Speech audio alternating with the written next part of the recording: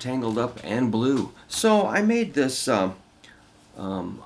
arpeggio practice a while back, and it's about playing E7 or E minor and B7 arpeggios.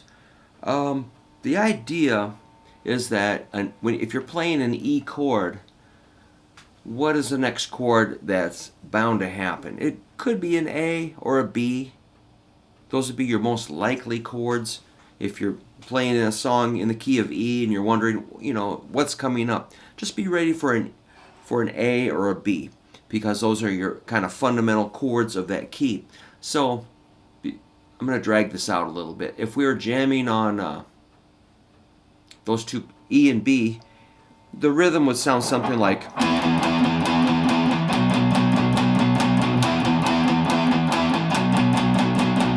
or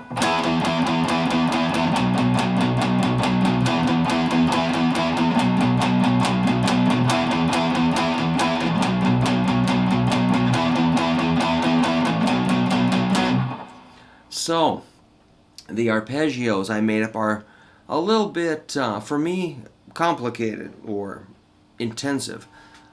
Maybe it's easy for some of us, and some of us this might be impossible for the moment, but I think it's kind of interesting. So I'm going to start high and work my way down from E minor to B7, E minor, B7, E minor, B7 in different positions. So this is the sequence of the arpeggio that I like to practice.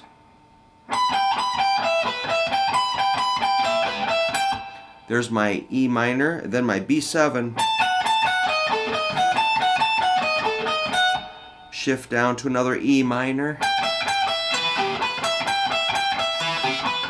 B7. This E minor is kind of spread out. It's another E minor. This B7 is kind of I was kind of happy I discovered this one. I think that's pretty cool. So now we're just starting over from the first shape, but an octave lower. So here it is. Oops. Let me try that again. And then a B7. And then we finally get to resolve on this open position E minor.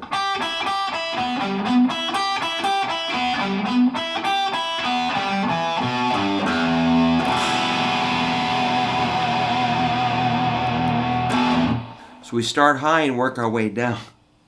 So it would be a little complicated for me to explain every note. I don't think you'd want to hear me verbalize what fret and string. So the best thing I can tell you is to email me at hooverguitar@yahoo.com, and I can send you a PDF of this exercise if you like it.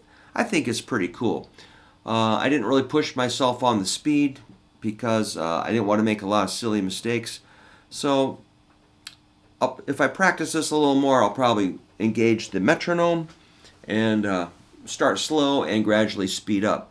But that's pretty satisfying to be able to play over those chords like that. And so it does sound a little bit guitar teacher-like, these kind of strict patterns and timing and,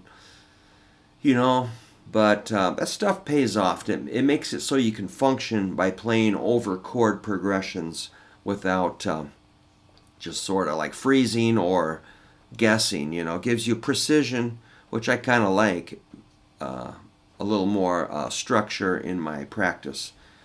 And, results come slowly but surely. If we practice every day for maybe 15 minutes, something kind of new and challenging, you're gonna really grow with your progress as you develop as a musician.